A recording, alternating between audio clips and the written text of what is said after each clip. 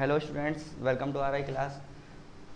अभी तक मैंने लेसन फर्स्ट के वैद्युत आवेश तथा वैद्युत क्षेत्र, जिसका नाम है लेसन फर्स्ट का फिजिक्स में, उसके अभी तक मैंने 2 पार्ट बनाए हैं, पार्ट 1 तथा पार्ट 2। ये उसका पार्ट 3 है, जिसमें सबसे इम्पोर्टेंट टॉपिक है कूलाम का नियम। तो आज कूलाम का नियम हम लोग पढ़ेंगे।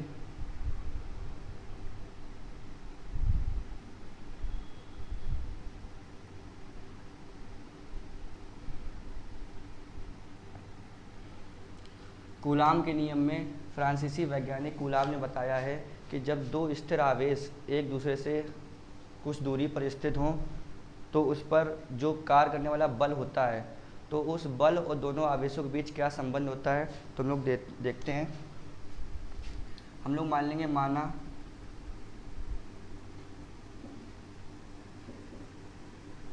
2 स्थिर आवेश है, मतलब एक जगह स्थिर है। माना Q1 और Q2 2 स्थिर आवेश हैं जो एक दूसरे से स्मॉल r दूरी पर स्थित हैं। इनके बीच कार्य करने वाला आकर्षण या प्रतिकर्षण, मतलब कि वैद्युत बल F है। तो वैद्युत बल और आवेशों के बीच क्या रिलेशन होता है देखेंगे। इन आवेशों के बीच कार्य करने वाला वैद्युत बल F इन आवेशों के गुणनफल Q1 × Q2 इन आवेशों के गुणनफल के अनुक्रमानुपाती होता है। कूलाम के नियम में यह बताया गया, इस नियम के अनुसार किन्हीं 2 स्थिर बिंदु आवेशों के बीच कार्य करने वाला वैद्युत बल आवेशों के गुणनफल के अनुक्रमानुपाती होता है। इक्वेशन फर्स्ट हो गई है। तथा यह बल आवेशों के बीच की दूरी r है, r के वर्ग के व्युत्क्रमानुपाती होता है। यही इसकी परिभाषा हो गई है कि वायु अथवा निर्वात में स्थित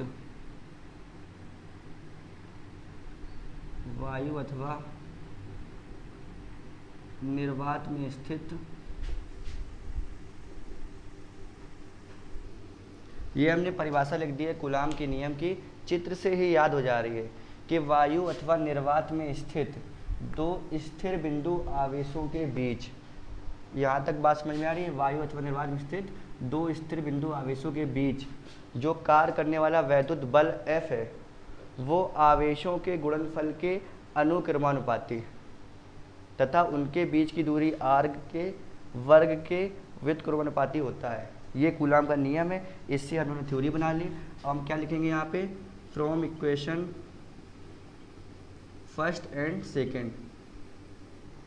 फर्स्ट इक्वेशन क्या है, जब ये दोनों आपस में बराबर हैं तो F प्रोपोर्शनल हो जाएगा Q1 Q2 अपॉन r²। अब जब हम लोग अनुक्रमानुपाती नियतांक हटाते हैं तो उसके बराबर लगाने के लिए क्या लगाते हैं, कांस्टेंट। एक नियतांक लगाते हैं तो ये वाला साइन हटेगा, बराबर लगाएंगे और इस बराबर के साथ एक नियतांक आएगा 1/4πε0 Q1 Q2 अपॉन r²। हमने ये वाला साइन हटाने के लिए बराबर लगाया और 1/4πε0 लगा दिया। जहाँ 1/4πε0 क्या है, अनुक्रमानुपाती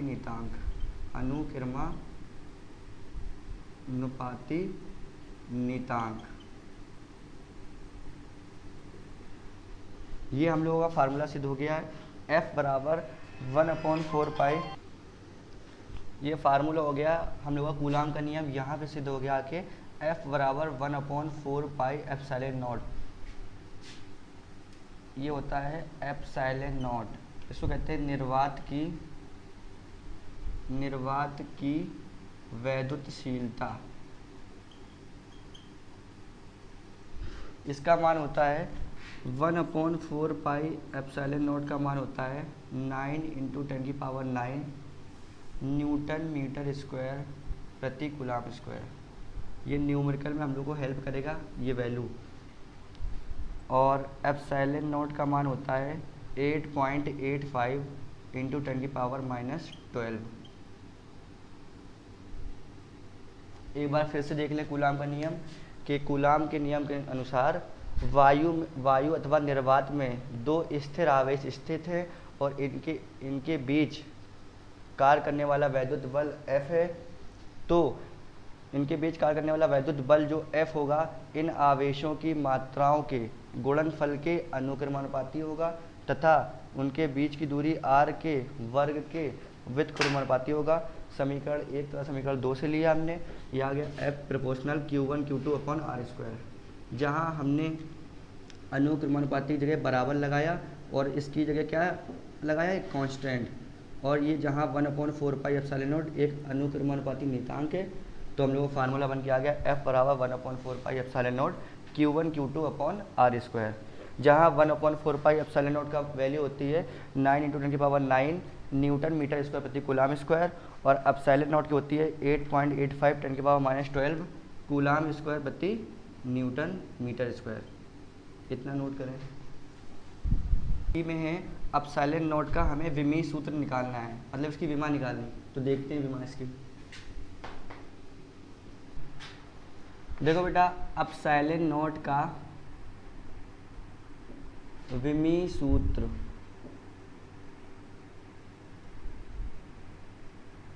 कैसे निकालेंगे?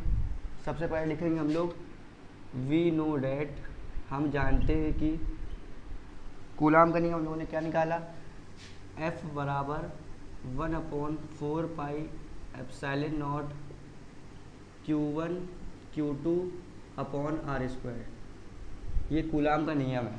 अब हमें निकालना है एप्सिलॉन नॉट की विमा, तो ये क्रॉस मल्टीप्लाई में आ जाएगा एप्सिलॉन नॉट बराबर, एप्सिलॉन नॉट इधर गुणा हो जाएगा इसका, तो हो जाएगा 1/4 पाई Q1 Q2 upon FR square.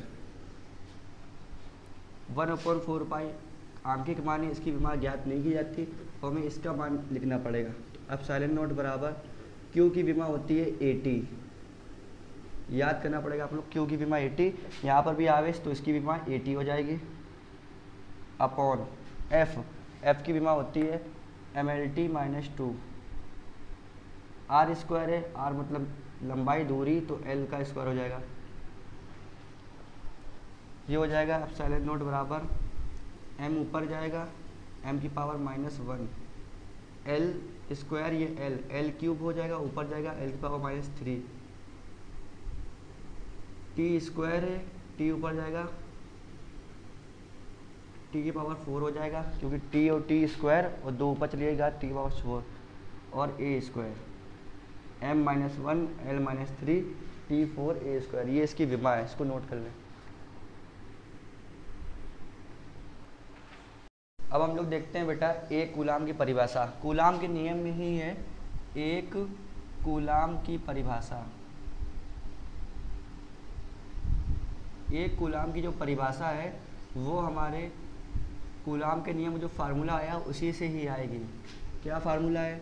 फिर लिखोगे यहाँ पे वी नो डैट, हम जानते हैं कि जो कूलाम के नियम का फार्मूला होता है वो क्या होता है, F = 1/4 pi epsilon not Q1 Q2 upon R square, ये होता है फार्मूला कूलाम के नियम का। अब यहाँ पर 1/4 पाई एप्सिलॉन नॉट का मान हमने क्या बताया था, 9 × 10⁹ Q1 Q2 upon R square, 1/4 pi epsilon not की प्लेस पर 9 × 10⁹ आ गया।